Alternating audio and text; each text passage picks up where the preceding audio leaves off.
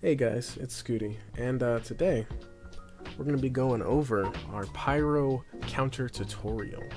This is going to be a couple parts because it's like 20-30 minutes of clip total, and that's kind of boring to watch. But yeah, in this section we're going to be doing flame reach, positioning, and counter loadouts. Enjoy! Alright, so the first step to countering Pyros is understanding their flame reach. Now, looking at it, used to not be very reliable because the flame particles that would hit you would go further. Now it's quote-unquote fixed. It's supposed to be around here. Sometimes it still feels like I'm getting gypped on the range, as in it's hitting me from way too far, but usually it's alright. So, if you had to put it into perspective, it's about, I'd say 7 player lengths, which is kind of scary actually. Let's see, the fire's right in my face here. So right there is where it actually hits. So it's slightly above, slightly past, I guess you should say. Slightly past the flame that you see in game, but it's about accurate in most cases. Alright, so the second step in countering / understanding pyros is the positioning that you take against them. So a pyro on the low ground has to spam upwards. In any first person or any shooter really, spamming from the low ground is not as good as spamming from the high ground. Because on this low ground specifically, but this is kind of like most low grounds in the game, don't have cover, you have to aim up. You lose all your visibility around you except for right here. Now, say you're a spy that's above the pyro. He's spamming you with flames. If you're able to back up, you just back up. You can't do anything. And then you can take your pot shots on the sides or do whatever, really. But it's not quite as simple as that because, well, pyros have some tools that can help them take the high ground, like a detonator, or even a fucking, what is it, a scorch shot, jetpack.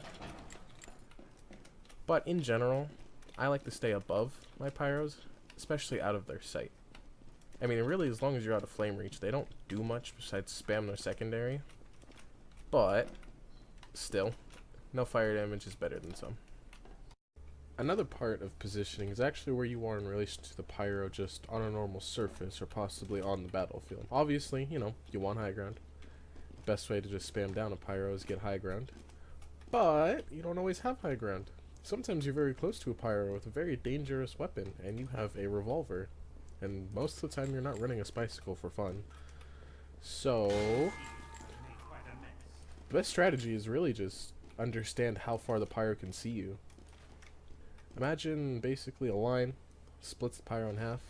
Most characters you can judge by their shoulders, but the way pyro holds his flamethrower makes his shoulders off, so you can't really rely on the shoulders. But basically, as you probably know, backstab is a 180 in the back, and that's generally where they can't see you. So if you can backstab them, they probably can't see you, but being on the edges like this is dangerous, because if they move their mouse even a little bit, like if they're like this and they move like this, they'll see you in this bottom corner right here. But basically, obviously, just don't stand in front of pyros is really what I'm getting at. Most spies will be like, oh, I can't kill the pyro, he's getting me every time. And it's because he's a short-range ambush class, and you're a assassination class that's supposed to be behind people.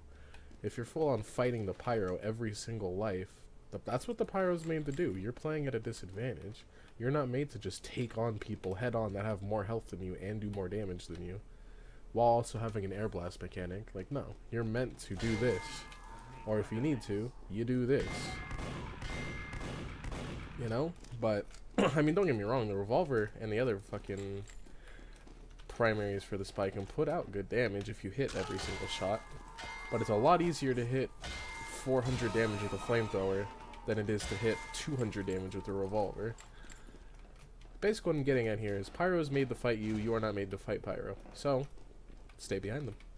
Alright, next on our list for taking out the pyro is the loadout you use. Obviously, Spicicle is the best pyro counter. It is the pyro counter for spy, but it's not the only thing you have to take into consideration.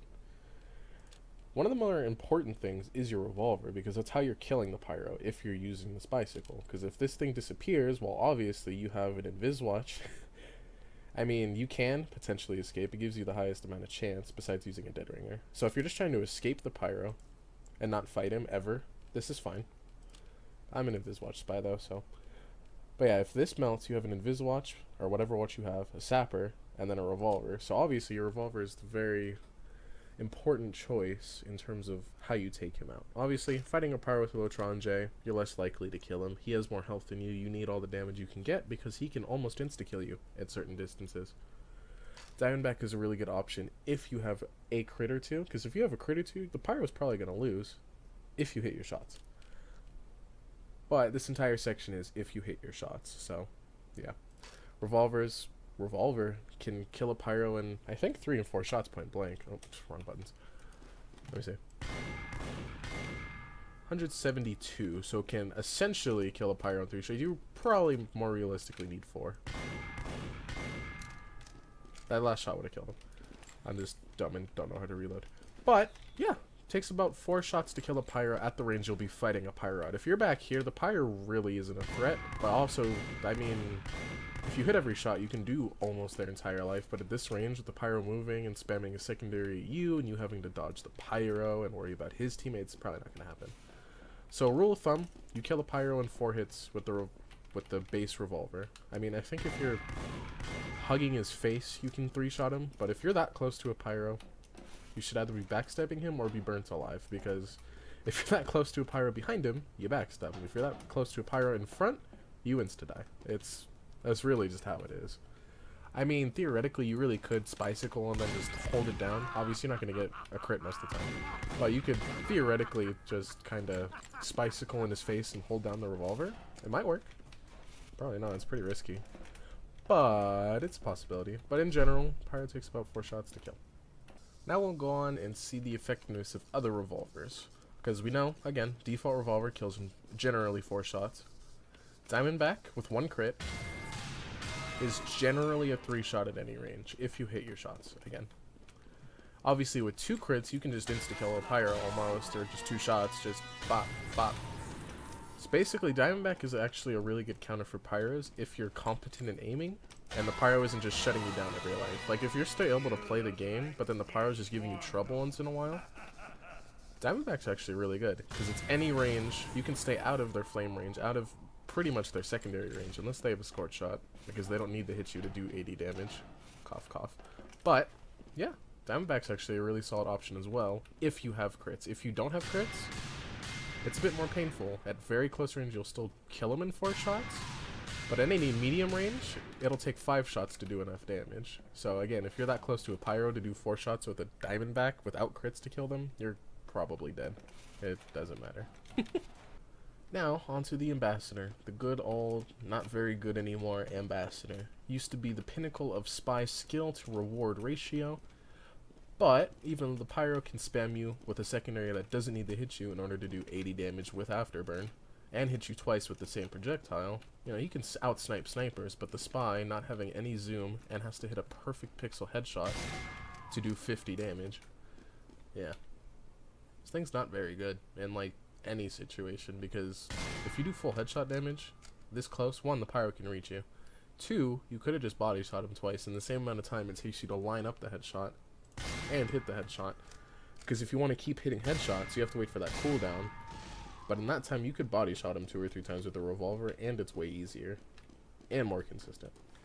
So, unless you're really, really good with the Ambassador at a close to medium range, don't use it against Pyro. It's only going to make your life harder, because it isn't good anymore. That's just the reality. Ambassador is not good right now.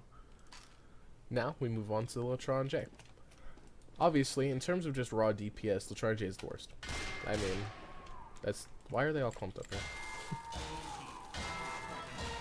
Okay, get them to move a little bit. But again, in terms of just raw DPS, just to kill the Pyro with the Revolver, this is the worst one.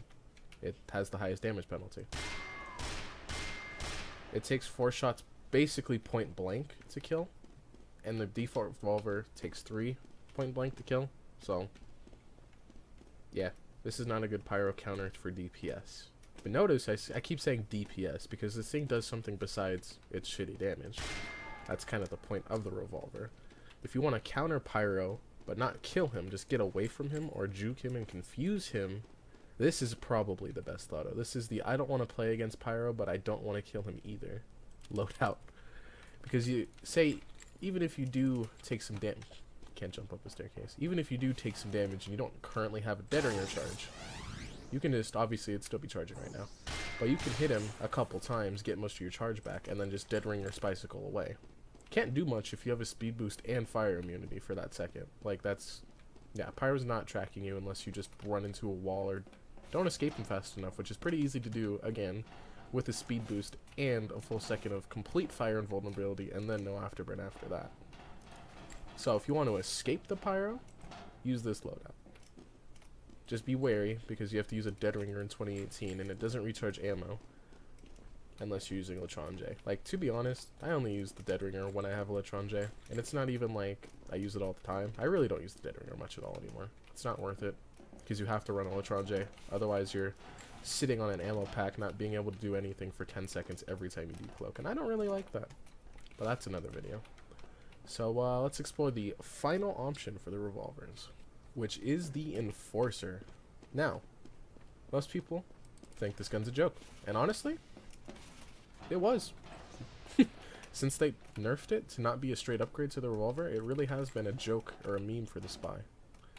However, at its current rework, where it does 20% bonus while disguised in damage, and the attack piercing damage resistances effects and bonuses, it's actually not that bad. However, I mean, in most situations, the default revolver just kind of outclasses it. But that doesn't mean the Enforcer doesn't have its uses. So let's say you hit a Pyro, you're disguised. Obviously, you need a disguise for this thing to be any better than the default revolver. Otherwise, you're just handicapping yourself. But if you have a disguise and you hit that first shot, even at a medium range, like at the edge of their flame range, you're still doing 54. In other words, you'd be doing 45. That 9 damage difference doesn't seem like a lot, but that's usually the difference between life and death in a Pyro fight, because again, he puts out a ton of damage, so you need as much damage as possible. Let's say at a decently medium close range, more of close range, I don't know why I said medium, and you have your disguise, right? You hit your shot, 1, 2, 3, 4. So it takes 4. Which is kind of disappointing, to be honest, because the slower fire rate, I mean, it affects you somewhat. Yeah, it definitely makes your shots come out slower. I mean, if you're closer, that shot's going to do a fat 70. So that'll take definitely only 3 shots. The Enforcer generally does the job, but it's still not the best viable counter. Because at a medium range where you should be fighting Pyros, it still takes 4 shots, even with that damage boost of 20% on that first shot. And it fires slower, so technically you're doing more damage, but it's not enough to make up to be better than the revolver at this range. And it fires slower, so you're killing him slower, which means you die faster, essentially. However, this is really good for finishing off Pyros that are about 70 health. This is by far the best finishing revolver in the game. All you do is disguise, he's dead. If he has 70 health or less, you just insta-kill him with 1 shot.